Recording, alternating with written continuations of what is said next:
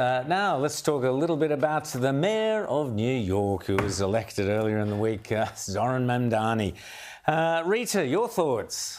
I'm delighted. This is going to provide me with so much content. And it couldn't happen to better people. New Yorkers, they're going to, they effed around and they're going to find out. You know, the whole FAFO equation, they're going to be in the FO portion in the coming years.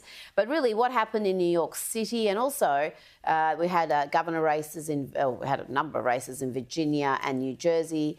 Democrats did well in all of them. It was a clean sweep. They are all areas where Kamala Harris won. So it's not exactly a huge shock that the Democrats have done well there. But the women determine these elections. The percentage of women, particularly young women, backing these leftists, including Mamdani, is quite remarkable. So this is going to be very interesting to see if it's a trend that the Republicans are going to tackle, the way they tackle the young vote, the way they're tackling the Latino and black vote by fracturing, that support for the Democrats. Young women are proving to be a problem for Republicans, and the percentages are just wild when you look at the numbers supporting someone like Mamdani.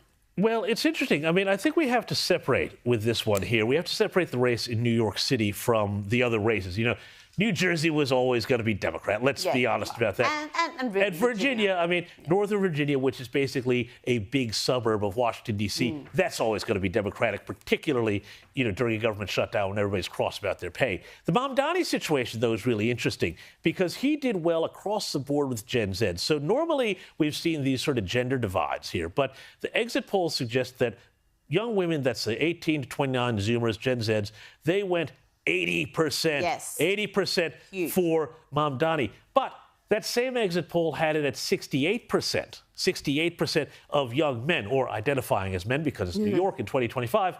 But the thing is that there's something else that's happening there with that group of people, because in New York, you've got the children of the elite who have come from around the country to try and make it. Now, there's a big complicated theory about this, but basically it's that, you know, there's not the jobs and the prestige jobs that they thought were going to be available for them in this very expensive city. Somebody comes in preaching revolution after they've been doing 2 years of Palestinian cosplay. He's going to do very, very well here. But the question now is, where do the Democrats decide to go? Do they try? Because that stuff doesn't play out in the rest of the country. So do they think, oh, Mamdani, AOC, all of that, that's the way of the future? Or do they try and do what they should do, which is not what the liberals should do, but actually try and move back from their crazy extreme to the center? Well, the radical left of the Democrats is leading the party right now. I mean, there's no doubt that's the natural leadership at the moment in that vacuum. It is going to be fascinating to see what happens, but it's also interesting to look at the demographics of native-born New Yorkers compared to those who have come from all parts of the world. Again, that is something else that the Republicans have been speaking openly about, something we're not allowed to do in this country, apparently, but where the Democrats are and have tried for a long time to import voters, to just let go of any sort of border control, as we saw under the Biden administration. So that I think that is going to be, again, a focus for the Republicans coming into the midterms. This was another really interesting thing that came out of it. The people who voted most for Andrew Cuomo, who was the only other real candidate that was, you know, active there, Andrew Cuomo, you know, he was the former New York governor, Democrat, turned independent.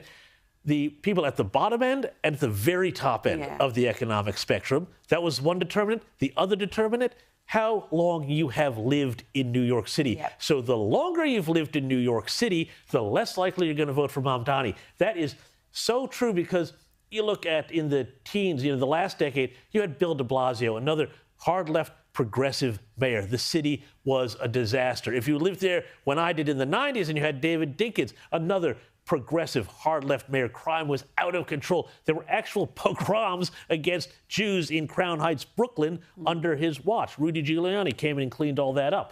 This is the thing. The more time you spend there, the more you get that New York BS detector, and you know what's going to work and what's not. Unfortunately, because so many people come from around the country and around the world, they don't have that institutional memory. And that's why every 20 years or so, New York has to go through this period of reaping after sowing, or FOing after FAing.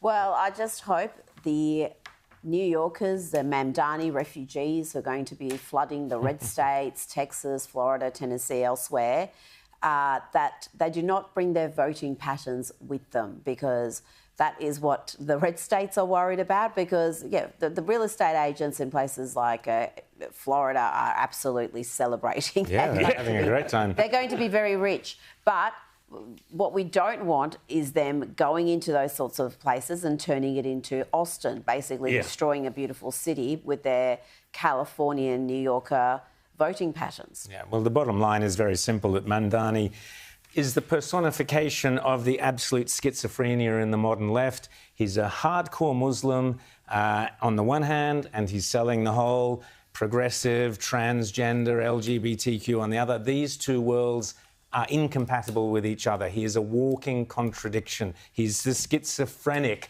mayor, and that will implode. One of those two sides will have to dominate the other, and I reckon I can guess which one it'll be.